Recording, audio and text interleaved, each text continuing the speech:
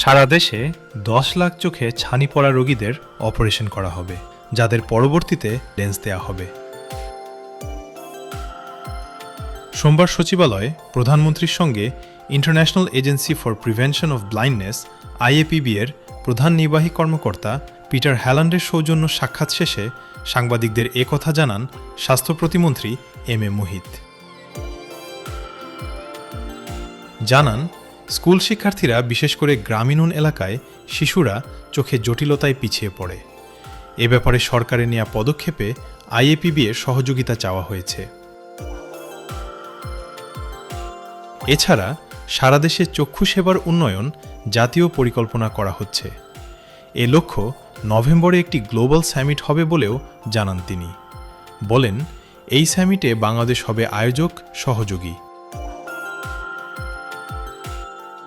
Summit উপস্থিত থাকবেন বিভিন্ন দেশের সরকার প্রধান। প্রধানমন্ত্রী তারেক রহমান সামিটে উপস্থিত থাকার সম্মতি দিয়েছেন বলেও জানান প্রতিমন্ত্রী।